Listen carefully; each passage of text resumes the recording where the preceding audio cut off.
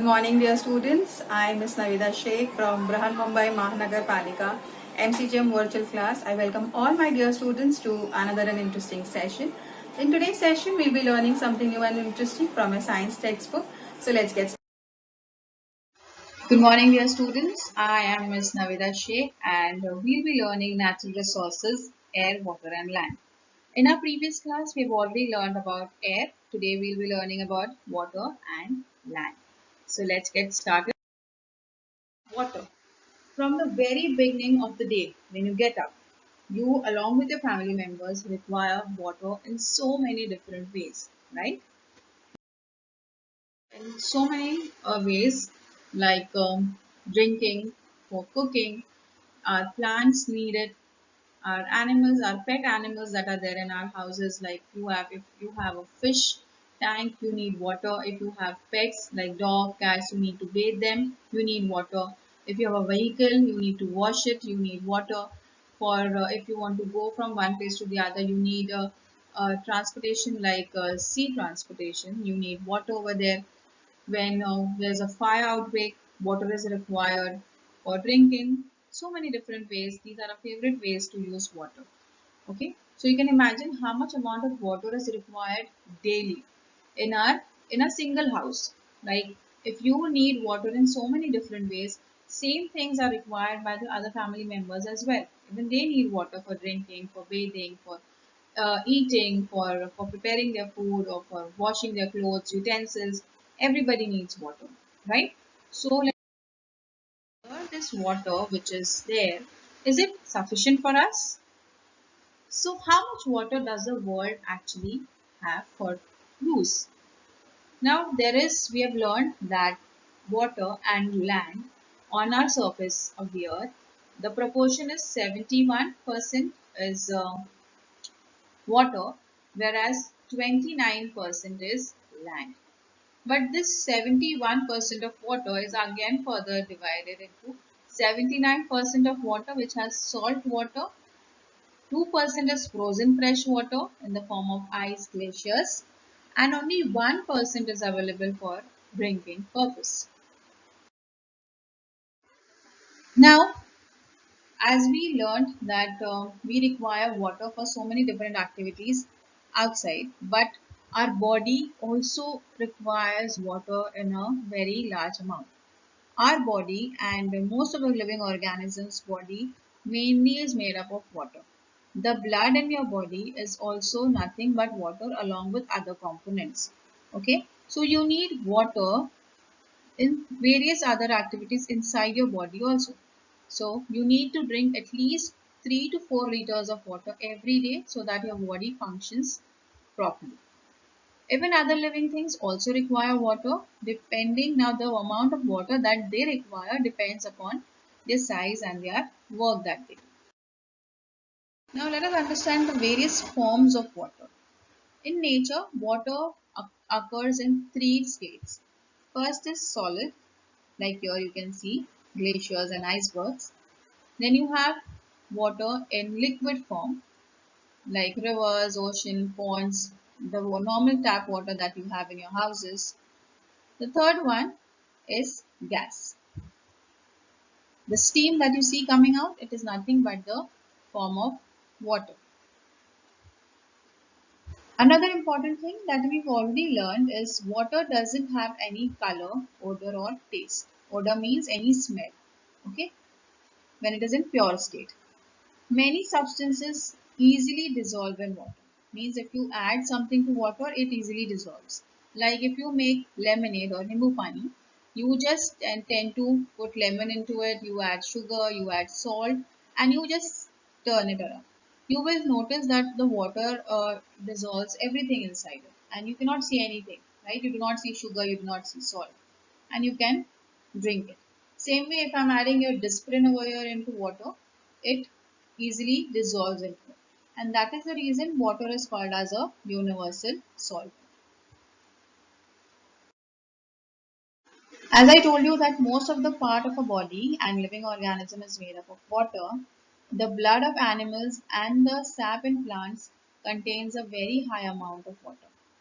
No living thing can survive without water. Therefore, it is said that water is life. So in plants also, when they absorb water from the soil, it is transferred to stem, the leaves, okay, and it is used by the entire organism. Same way in our body also, the blood that we have is also most amount of it is what? Water. Now, a question that I have and I would like you all to think about it is, in what ways is the water in seas and oceans useful even though it is salty? Now, anything in nature which is present naturally is useful in some or the other way. Okay? Nothing is like without any purpose on our planet. Everything has a purpose, and let us find this purpose of salty water also. Why is it present in so much amount? So, it is for the water cycle. In order to conduct water cycle, you need this much amount of water. The oceans and the sea, they have salty water. This water, because by the process of evaporation, gets converted into water vapor. They form clouds, and when they condense, they give out rainfall, and this rain falls onto the surface of the earth. This water can be used as fresh water for our drinking purpose. Okay, so water cycle is understand how this salty water is used.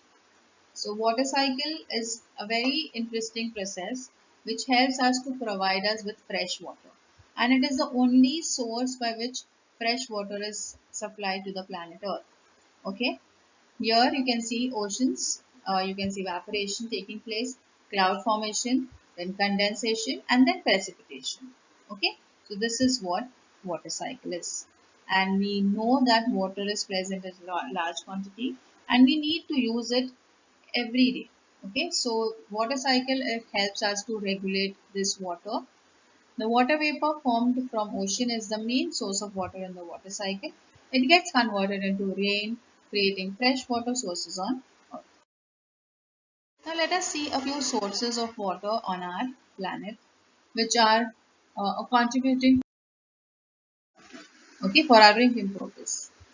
You have streams, you have springs which have fresh water in them and which could be used for our drinking and domestic purposes. Okay, it has to be treated and then it is used. You cannot use it directly. Then a few more sources are rivers and ponds. Again, they have fresh water and they do not have salt in them, and you could use them. Apart from that, now those were the natural sources of water. Now dams have been constructed by man. They store water in this dam. How is this water stored? Suppose if there's a river, they block the part of the river and they construct a dam over there. And what happens here is whenever the rain falls, it falls in that region and that water gets collected. It doesn't flow off. Okay, it gets collected because if the river is flowing, it will go and mix with the oceans and the seas which is nearby. And we do not want that. Okay, we want to use this water. So dams are built and water is stocked over there so that this water which is collected can be used for the later period of time. Okay. Apart from that, underground water is also used, as we learned that during water cycle, water falls onto the surface of the earth also, and it percolates into the earth surface as well, means inside the earth surface. And that water is obtained from wells and bore wells, which you normally find in. Now, human activities have increased day by day, and due to which water pollution is at its peak, and which is very dangerous. Have learned up till now that water required by us is present in very small amount, and if it gets polluted, then what are we going to drink and use? Even the plants and animals inside are affected. So it is very important for us to protect this resource by us and animals and living organisms in so many different ways. So you need to use water sparingly. You need to block water, let it percolate and then use it. You should also store water. Now, who other than you all can know how to store water? Okay, you all know that You use buckets, you place it outside when it rains, and then you use that water for washing clothes or for different purposes, not for drinking but other purposes you can use it, right? Same thing happens here also. The rainwater harvest is nothing but whenever during this period of rainy season, this water is collected in huge tanks. These tanks are connected to pumps, and this pump gives out this collected water for gardening, for washing, etc. throughout the month or for later use. Okay, so you should always reuse water wherever possible, like when you're washing your vegetables or you're washing your rice, etc. You could use that same water for planting or watering the plants. Okay, remember, stored water does not become stale. Land. Land, another very important resource. Land is a very important resource. Why do I say it? Because it is present on the surface of the earth. As I told you, that anything which is present on our earth is extremely important and useful. Let us see how.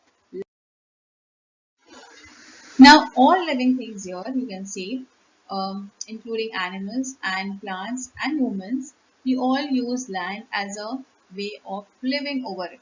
Okay, to build our homes, to get food, many things.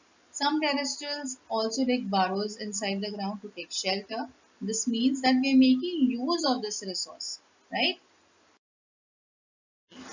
Now, needs like farming, agriculture is one of the way of using the land.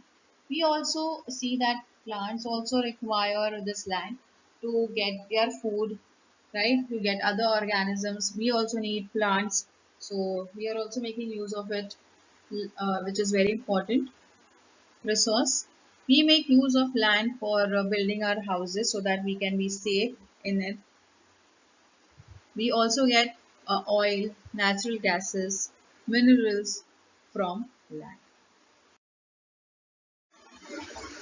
Let us understand the layers of the land.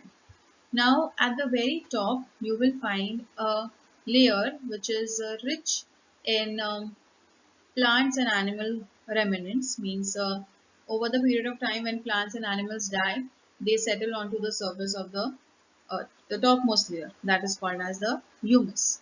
Okay, this humus has amount of plants, remnant decomposition of the plants and animals in it, and this is very fertile, which helps the plants to grow. It is usually found in dense forest regions. The land below this is full of sand and soil, small stones, worms and insects. This is the topsoil we are talking about. Now after that, the soil and pieces of bedrocks are found below this layer of land, which is immature, that is the subsoil. Below that, you will have more amount of rocks rather than soil. And in the very below region, you have the bedrock. Now depending, the bedrock it doesn't have soil in it, it has huge big rocks in it, and this bedrock is the reason the color and the texture of the soil is determined. Okay, all right, so we will learn about soil formation now. About soil formation, very important thing, this process takes place over a long period of time with the help of sun, water, ice, wind and plants, which breaks down huge pieces of rocks to form soil. This process of breaking down of rocks is called as weathering. Now earlier when there were huge layer of rocks. Okay, it started in the very beginning where the earth's crust was made up of thick layers of rocks. Because of the sun and rainfall, this alternate process of the high amount of heat and cooling down of rain by the rain, this rocks started to form cracks in them. Okay, after alternate heating and cooling, it resulted in the formation of cracks. When it rains, the cracks were filled with water, which later froze. Okay, in winter, this ice used to freeze. This water used to freeze and turn into ice, which helps the rocks to break down into smaller pieces. Okay, contributing to soil formation. Same way, some plants used to grow there, okay, in the cracks, and in order to expand, they started to move, and that movement caused the rocks to break, again further contributing to soil formation. The moving water of stream, waterfalls, rivers, they also break down large pieces of rocks into smaller pieces, okay, which also adds further to soil formation. Now, this soil formation, it doesn't happen within few days or years. It takes thousands of years, and it is a very slow process. Only a few centimeter of soil is formed over thousands of years. Okay, so you can imagine how long it must have taken for so much of soil and sand which is there right now on our planet to be have been formed. Okay, understand about the word soil erosion. When I talk about soil erosion, things come into your mind. The upper layer of the soil is made up of fine soil particles. As we learned, it is rich in minerals and has humus. This humus makes the soil fertile, which is important for plants. Sometimes, because of heavy rainfall, running water, and wind, this top layer is removed, which is known as soil erosion. Now, let us perform a few activities to understand how the soil erosion takes place. The activity 1, you will need, uh, we see how with water soil erosion occurs. We have this model of hill and it is covered with a layer of soil over it. We will start with pouring water onto the hill. Now, if you notice, you will see that the water comes down along with the soil. Okay, it runs down. It takes away the top layer of the soil and it deposits into the river. Now, this process is called as silting. In this way, the fertile soil is lost and the layer of riverbed rises, making them more prone to floods. Now, in the next activity, we will see how soil erosion takes place by air. Some place some sand here and tend to blow over it. You will see that when you blow over the sand, what will happen? It settles, the sand tends to settle and deposit at the other place. Now, this blowing away of the top layer of the soil is called as soil erosion. Okay, so how can we prevent soil erosion? Let us perform one more activity. We will take two wooden boxes and fill it with soil, equal amount of soil. In one of the boxes, we will plant small grasses which need to have roots. Okay, and we will till the boxes, add equal amount of water in both the box, and we will observe that the ones which has grass, only water comes out, no soil is coming out from it. Whereas on the other hand, we will see that this box has soil also coming along with water, and it is very important that plants help to plant more trees because they help in preventing soil erosion. Okay, because soil is a they help to bind the soil and they are very important in preventing soil erosion. Okay, so I hope with this soil erosion is also clear how it happens, how it can be prevented. Let's understand concepts of whatever we have learned up till now with pertaining to air, water, and land. All the resources that we have are in a very limited amount, and it is required in a huge amount by us. Okay, so these resources they are available in small amount. Like land is available only 29% out of the total Earth surface. Water, which is used for drinking and fresh water, is only 0.3% out of the entire 71% of water which is available on land on our planet Earth. Oxygen is only 21%, which is required by all the living organisms. Okay, so these are very small numbers, but if we even if in a small proportion, the resources shown in the above table are sufficient for all the living things, right? Because we are living with these only resources since so many thousands of years, right? So only important thing that you need to keep in mind is it is very necessary for man to control his greed. Means if we stop using it in so many ways that it is exploiting the natural resources, we are tending to disturb the entire system, ecosystem. Okay. In other words, you must see that you use all the resources in a very a limited amount because they are present in a limited amount. So we need to use it properly with all awareness that all living things require it, not only us. So you should use the resources carefully, and you should think about other living things as well, that even others need it. The people who are going to come after us, they will also need it. So we need to use it carefully and properly and conserve it. Okay. So with this, I hope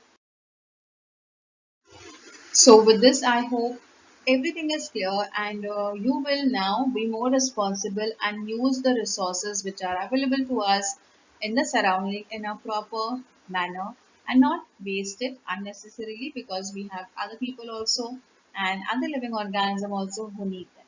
Okay. Thank you.